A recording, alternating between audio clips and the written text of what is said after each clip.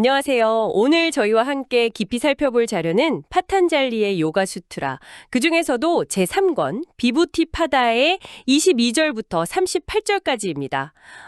꾸준한 수련을 통해서 얻게 되는 어떤 특별한 능력, 또 지혜에 대한 놀라운 이야기들이 담겨 있죠. 네, 그렇습니다. 여러분이 보내주신 이 자료의 핵심이 이 구절들이 그냥 이론 설명서가 아니라는 점인 것 같아요.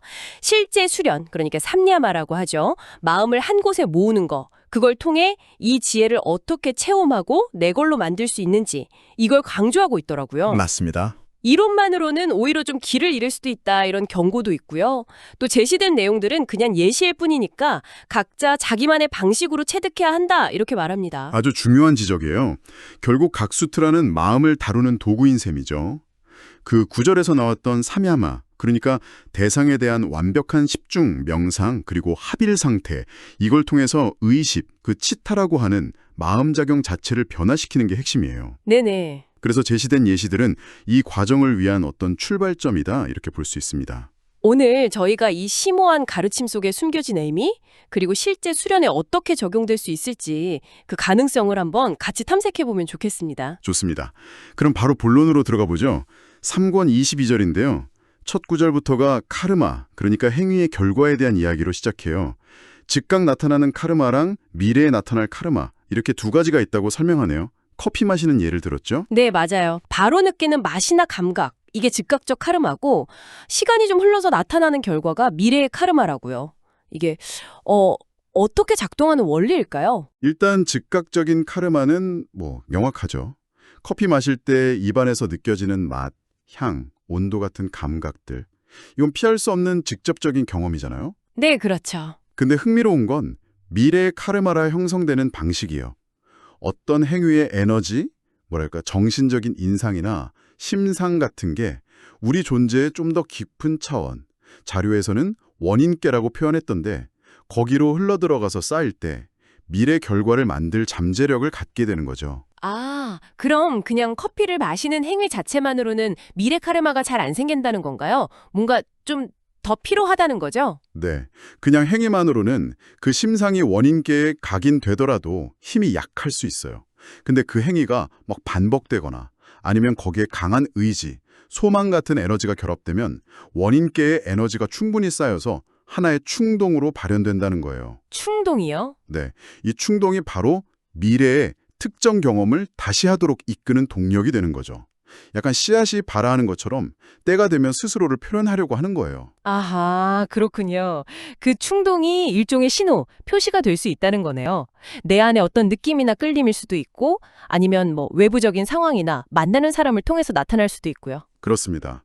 자료에 따르면 이 충동이 처음 발생할 때 쌓인 에너지의 일부, 예를 들어 3분의 2 정도가 소모되고 한 3분의 1 정도가 남는다고 비유적으로 설명해요. 네. 그럼 남은 에너지는 다시 좀 약한 충동을 일으키고 또 일부가 소모되고 이걸 반복하면서 점차 사라져 간다는 거죠. 이 에너지 소모 과정을 이해하면 어떤 특정 경험 패턴이 얼마나 지속될지 예측할 수 있다. 이런 이야기입니다. 그렇군요. 이 충동 에너지가 강해지면 몸 전체에 영향을 주거나 외부 상황을 막 끌어당기기도 하고요. 결국 이 내부 충동이나 외부 상황 자체가 카르마의 표시가 되는 셈이죠. 와, 카르마의 작동 원리랑 그 지속성을 파악하는 실마리가 되네요. 결국 내 안에 어떤 충동이 특정 경험을 반복시키는지 그 에너지 강도가 어느 정도인지 알아차리는 게 변화의 시작이 될 수 있겠군요. 그렇죠. 다음 23절로 넘어가면요. 다른 존재와의 합일에 대한 내용인데 연민, 친절, 초연함 이 세 가지 상태에 집중하라고 해요. 주석에서는 이걸 그냥 이타적인 공감 이 정도로 해석하는데 본문 자료에서는 그게 좀 피상적이다 이렇게 비판하던데요. 네, 핵심을 잘 짚으셨어요. 파탄잘리가 말하는 합일은 단순한 인간적인 공감을 넘어서는 거예요. 모든 존재와의 근원적인 연결을 의미하거든요. 여기서 중요한 차이점은 합일의 상태, 그리고 합이라는 위치예요. 위치요? 네.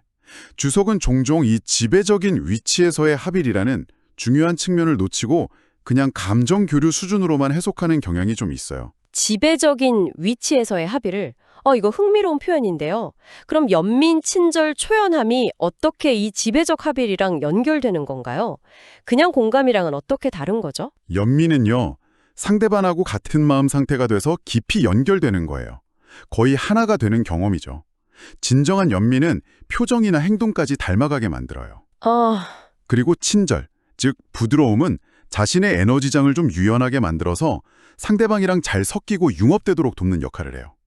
근데 이 두 가지만 있으면 어떻게 될까요? 글쎄요, 너무 빠져버릴 수도 있나요? 그렇죠. 상대방에게 동화되거나 종속될 위험이 있어요. 여기서 초연함이 결정적인 역할을 하는 겁니다. 에너지적으로 융합되는 과정에서 느껴지는 감각이나 감정에 빠지지 않고 영적인 관찰자로서 그 과정을 지켜보는 거예요. 그러면서 상대 존재를 나의 의식체계 안으로 일종의 하위 구조로 통합시키는 거죠. 하위 구조로요? 네, 그래야만 그 존재의 본질이나 힘을 내가 주도적으로 활용할 수 있는 지배적 합일이 이루어지는 거예요. 와, 단순히 동정심을 느끼는 거랑은 정말 차원이 다른 이야기네요. 상대를 내 안으로 통합한다니. 이어서 24절은 코끼리의 힘에 집중하면 그 힘 혹은 빛을 깨울 수 있다고 합니다. 보내주신 코끼리 사진들 보니까 정말 행복해 보이더라고요. 슬픔도 잘 모르고 특정 질병에도 강하다는 이야기가 인상 깊었어요. 네네. 이게 1번 차크라, 물라다라 차크라랑 관련이 있을 수 있다고요. 네, 전통적으로 1번 차크라, 뿌리 차크라의 상징 동물로 코끼리를 많이 언급하죠. 여기서 중요한 점은 이 자료에서도 강조하듯이 차크라는 육체기관이 아니라 아스트랄체, 그러니까 미묘한 에너지체에 존재한다는 인식을 가지고 수련해야 한다는 거예요. 아, 그렇죠. 육체가 아니라. 그리고 여기서도 방금 이야기한 23절의 지배적 합일 원리가 그대로 적용됩니다. 코끼리랑 합일할 때 연민과 친절을 통해서 깊이 연결되되 반드시 초연함을 유지해야 돼요. 그래야 코끼리가 상징하는 그 근원적인 힘, 생명력을 지배적으로 통합할 수 있는 거죠. 그렇지 않으면요? 오히려 그 거대한 힘에 압도당하거나 종속될 수도 있어요. 아, 여기서 깨어나는 힘이 단순히 코끼리의 물리적인 힘이 아니라 더 근본적인 합일의 힘이라고 하셨죠? 네, 맞아요. 이 힘이 활성화되면 다른 존재나 에너지, 심지어 고차원적인 존재들이랑도 연결될 수 있다고 하고요. 그 고리대금업 비유도 재밌었어요. 한번 제대로 통합된 힘은 내가 계속 신경 안 써도 알아서 나를 위해 작동하면서 진화를 돕는다, 이런 거죠. 정확히 그 비유입니다. 지배적 위치에서 통합되어야만 내 시스템의 일부처럼 자율적으로 작동하는 거예요. 그렇지 않으면 내가 의식적으로 연결을 시도할 때만 일시적으로 영향을 받을 뿐이죠. 이 코끼리의 힘, 즉 근원적인 합일의 힘이 깨어나서 빛으로 활성화되면 그 다음 단계는 그 빛 자체에 다시 집중하는 겁니다. 그게 바로 25절이군요. 코끼리의 힘으로 깨어난 내면의 빛에 집중하면 미묘하고 숨겨진 것, 혹은 아주 멀리 있는 것에 대한 의식이 생긴다고 합니다. 이건 뭘 의미하는 걸까요? 주석처럼 단순히 내 안의 정묘체, 미묘한 몸을 본다는 뜻은 아니라고 하던데요. 네, 이거는 자신의 내면 구조를 파악하는 걸 넘어섭니다. 아직 우리가 인지하지 못하는 아주 먼 우주, 소위 심우주에 존재하는 정보나 에너지를 인식하고 필요한 것을 끌어오는 능력을 의미해요. 눈앞에 보이는 것처럼 느껴지지만 실제로는 손에 잡히지 않는 아득히 먼 차원의 무언가죠. 먼 우주의 정보나 에너지를요? 네, 앞서 말한 합일의 힘이 내 안에 제대로 통합되어 있다면 이 빛에 집중함으로써 마치 우주적인 검색 엔진을 쓰듯이 나에게 필요한 해답이나 영적 진보에 도움이 될 만한 에너지를 먼 곳에서 찾아서 연결하고 가져올 수 있게 된다는 겁니다. 단순히 보는 것만으로는 부족하고 그 이미지를 손으로 뚫고 들어가서 붙잡아가지고 내 신경계를 통해 에너지를 실제로 가져와야 활용이 가능하다, 이렇게 강조하시더라고요. 꼭 에너지를 다운로드 받는 느낌인데요. 허허, 그렇습니다. 비유가 적절하네요. 에너지가 우리의 물질적 구조인 손이나 신경계를 통과해서 현재 의식까지 흘러 들어와야만 그것을 현실적으로 인식하고 문제 해결이나 성장에 활용할 수 있다는 거죠. 눈으로만 보는 건 아직 나와 분리된 정보일 뿐이니까요. 알겠습니다. 먼 곳의 정보와 에너지를 가져오는 능력에 이어서 이번엔 태양에 집중했을 때 얻는 지혜를 다루네요. 26절이죠. 태양에 집중하면 7세계에 대한 지식이나 의식이 생긴다고 합니다. 자료에 첨부된 표에는 물질계부터 로고스계까지 여러 계들이 나와 있는데 이게 수트라의 직접적인 의미는 아닐 수도 있다고요. 네, 주석에 나오는 그 7가지 의식의 계는 참고할 만하지만 이 수트라가 좀 더 직접적으로 의미하는 바는 태양계 내의 주요 7천체, 즉 지구, 달, 수성, 금성, 화성, 목성, 토성 이 행성들이 속한 세계들의 가능성이 높다는 해석입니다. 아, 행성들의 세계요. 네, 태양에 집중하면 태양빛이 비추는 이 행성들의 세계를 동시에 인식하게 된다는 거죠.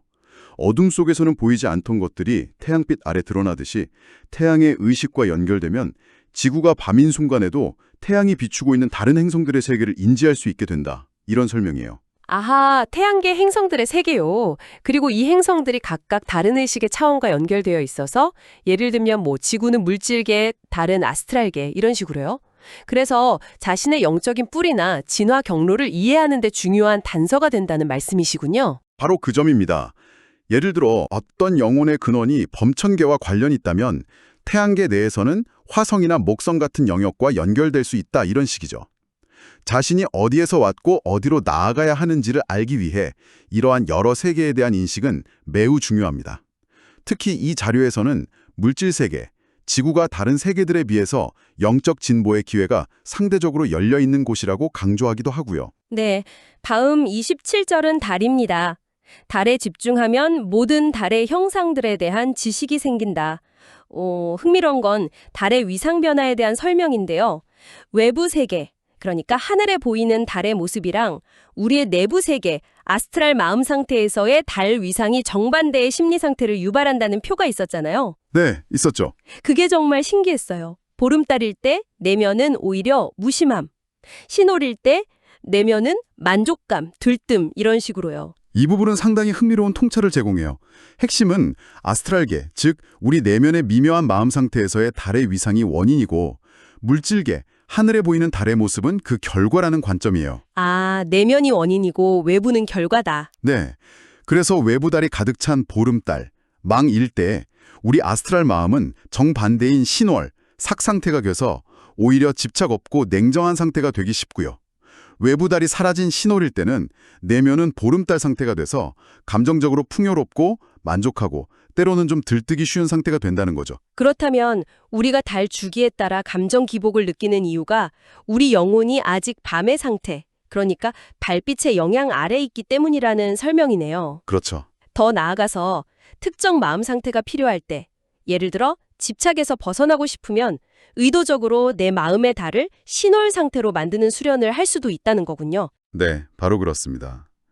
이 표는 단순히 감정 기복의 원인을 설명하는 걸 넘어서 달의 위상 에너지를 의식적으로 활용해서 원하는 내면 상태를 만들 수 있는 일종의 비결을 알려주는 셈이죠.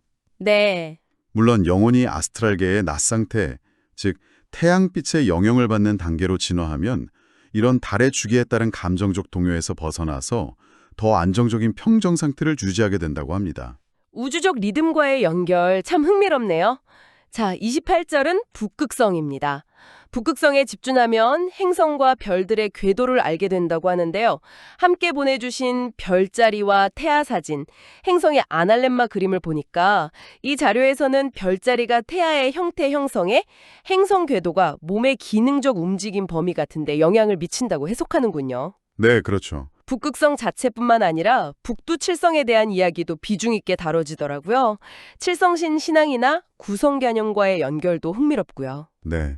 북극성에 앞서 말한 그 삼야마 방식으로 집중하면 이런 우주적 질서와 그 작동 원리가 직관적으로 이해된다는 의미예요. 특히 동양 사상에서 중요하게 여겨진 북두칠성은 인간의 기륭화복에 강력한 영향을 미치는 힘으로 간주되었죠. 네, 많이 들어봤죠. 여기서 다시 요가수트라의 지배적 합일 원리가 등장합니다. 북두칠성이라는 거대한 우주적 힘을 나의 하위 구조로 통합함으로써 부정적인 운명의 영향을 극복하고 소위 만사형통의 상태, 즉 우주적 흐름과의 조화를 이룰 수 있다는 거예요. 외부에서 나를 지배하던 힘이 내 안으로 통합돼서 나를 돕는 힘으로 변환된다는 개념이죠. 북두칠성을 내 아래로 통합시킨다니 와, 스케일이 정말 크네요. 실습 방법으로 자신의 황도대 별자리 위치에서 북두칠성 모양의 자세를 취하고 합의를 시도하는 방법도 제시되어 있던데 이게 몸으로 표현하는 연민이자 에너지 연결 통로라고요? 그렇습니다. 몸으로 특정 형태를 취하는 것은 그 대상과의 에너지적 연결을 돕는 연민의 표현 방식 중 하나예요. 해당 별자리 위치에서 북두칠성 자세를 취하면서 지배적 합의를 시도하면 북두칠성이 관장하는 긍정적인 에너지 흐름, 즉 만사형통의 기운을 자신의 시스템 안으로 가져올 수 있다는 설명입니다. 네. 성공적으로 통합되면 그 에너지가 몸의 특정 부위, 자료에서는 뒤쪽 골반, 엉덩이 부위에 자리 잡게 된다고 묘사하기도 하고요. 태양, 달, 북극성을 통해 우주적 질서와 연결되었다면 이제 그 에너지를 우리 안의 중심, 즉 차크라 시스템으로 가져와서 몸과 마음을 조율하는 단계로 넘어가는군요. 29절부터 31절까지는 하위 차크라들을 다룹니다. 태양신경총, 3번 차크라죠. 여기에 집중하면 몽 상태를 완전히 알게 되고 목센터, 5번 차크라는 배고픔과 목마름을 멈추게 하고 그 아래 쿠르마 나디라는 관에 집중하면 평형 감각을 얻는다. 이렇게 나와요. 네. 이 부분은 특정 차크라나 에너지 통로에 집중했을 때 나타나는 구체적인 효과들을 설명하는 거죠. 특히 3번 차크라인 태양신경총은 단순히 몸의 특정 부위가 아니라 혼과 연결되어 있으면서 내부를 비추는 강력한 치유자로서 기능한다고 설명하는 점이 인상적이에요. 혼과 연결된 치유자요? 네. 혼이 몸과 잘 통합되어서 활짝 열려 있을 때 이 센터의 불에너지가 몸 구석구석을 비추면서 건강 상태를 즉각적으로 인지하고 동시에 치유를 일으킨다는 것이죠. 몸의 증상들이 과거 카르마 에너지의 잔여물임을 인식하고 해소하는 과정이기도 하고요. 아, 혼이 몸과 가까이 통합되어 있어야 한다는 조건이 중요하겠네요. 미라처럼 웅크린 상태면 효과가 없다고 하니까요. 맞아요. 목센터 5번이나 쿠르마나디, 거북관 역시 특정 생리적 욕구나 신체 균형을 조절하는 중요한 센터들이군요. 그렇습니다. 각각 고유한 기능을 조절하는 센터들이에요. 예를 들어 5번 목센터는 인식이 특히 어렵다고 언급되는데 영혼이 목 부분을 접고 있는 형태와 관련이 있다고 설명하기도 하고요.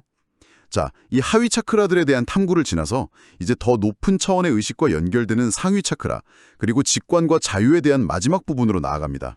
네, 32절부터 38절까지입니다. 머릿속 빛, 아마도 6번 차크라, 제3의 눈 영역인 것 같은데 여기에 집중하면 자기 완성을 이룬 존재들, 시따들을 만나게 된다고 하고요.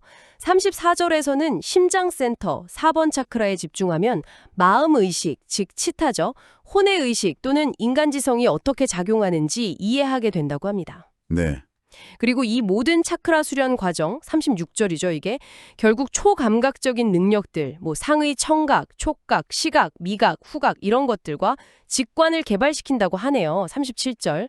그런데 바로 다음 구절에서 이런 능력들이 최상의 깨달음에는 오히려 장애가 될 수 있다고 경고하는 점이 좀 의외였어요. 그게 중요한 지점이에요.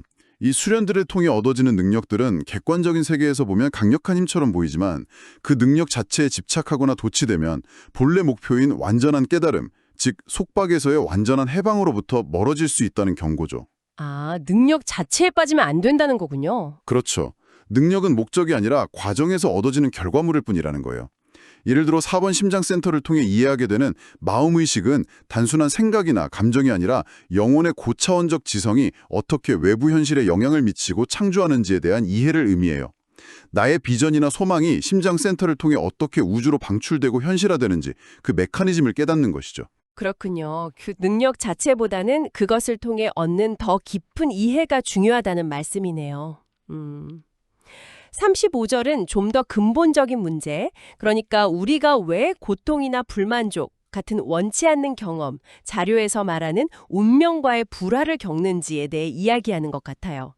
개인적인 자아, 즉 몸뚱이로서의 나와 우리의 영적 본질인 푸르샤, 순수 의식이죠. 이걸 제대로 구분하지 못하기 때문이라고요. 맞아요. 객관적인 형상, 그러니까 몸과 마음은 푸르샤를 위해 존재한다는 것을 깨달을 때 비로소 진정한 직관이 생긴다고 설명합니다. 정확합니다. 이 구절은 속박의 근본 원인을 다루는 거예요. 몸과 마음이라는 개별적 자아가 우주적 영원인 푸르샤와 분리되어 있다고 느끼고 심지어 이 자아가 푸르샤에게 자신의 욕망이나 조건을 강요하려고 할 때 운명과의 충돌, 즉 상반된 경험이 발생한다는 거죠. 아, 해결책은 운명의 흐름을 신뢰하고 나의 몸과 마음이 궁극적으로는 푸르샤의 표현 도구임을 깨달아서 푸르샤와 다시 합이라는 길을 가는 거예요. 이 과정에서 진정한 직관, 즉 우주적 지혜와의 연결이 이루어진다는 거죠. 마치 배우가 자기가 연기하는 역할에 너무 몰입해서 자신을 위해 존재하는 무대와 극본 자체를 잊고 갈등하는 것과 좀 비슷하다고 비유할 수 있겠네요. 운명을 신뢰하고 푸르샤와 합의라는 것이 핵심이군요. 그럼 이 모든 수련 36, 37절은 결국 상위 감각과 직관적 지식을 개발해서 속박의 근본 원인인 자아와 푸르샤의 분리에서 벗어나서 완전한 자유, 해탈을 얻기 위함이군요. 네, 그렇죠. 38절 마지막에는 심지어 다른 몸으로 들어갈 수 있는 능력까지 얻게 된다고 하네요. 그리고 앞서 32절에서 언급된 자기 완성을 이룬 존재들과의 만남에서 얻는 핵심 통찰이 바로 절대적인 자기사랑이라고 강조하는 부분도 아주 인상 깊었습니다. 네, 모든 조건과 판단을 넘어선 자신에 대한 완전하고 절대적인 사랑. 그것이 바로 분리와 불완전함의 근본 원인인 조건부 사랑에서 벗어나 푸르샤와 온전히 합의라는 길이며 자기 완성의 핵심 열쇠라고 이 자료는 강조하고 있습니다. 오늘 파탄잘리의 요가 수트라 3권 후반부를 통해서 카르마 법칙 이해부터 시작해서 존재와의 지배적 합일, 차크라 시스템을 통한 내면의 힘과 빛의 개발, 그리고 궁극적으로 고차원적 인식과 완전한 자유에 이르는 놀라운 여정을 함께했습니다. 정말 심오하고 흥미로운 내용의 연속이었네요. 그렇습니다. 단순히 초능력이나 신비한 능력을 얻는 방법을 넘어서 우리가 누구이며 이 우주와 어떻게 상호작용하고 있는지, 그리고 어떻게 더 깊은 조화와 자유를 이룰 수 있는지에 대한 깊은 통찰을 제공합니다. 특히 푸르샤와 개인적 자아의 관계, 그리고 운명을 신뢰하고 받아들이는 것의 중요성은 우리 모두에게 깊은 울림을 주는 지점이라고 생각합니다. 네, 오늘 함께 나눈 이야기들이 여러분 각자의 삶 속에서 의미 있는 성찰과 변화를 가져오는 작은 씨앗이 되기를 바랍니다. 마지막으로 이런 질문을 던져보면서 마무리할까 합니다. 수트라 38절에서 마지막으로 언급된 다른 몸으로 들어갈 수 있는 능력은 과연 무엇으로 의미할까요? 문자 그대로 육체로 옮겨다니는 능력일까요? 아니면 시공간의 제약을 넘어서는 의식의 완전한 자유 상태를 상징하는 깊은 은유일까요? 이 질문에 대한 답을 각자 찾아가는 여정 또한 흥미로운 탐구가 될 것 같습니다. 다음 시간에 더 깊은 탐구로 다시 찾아뵙겠습니다.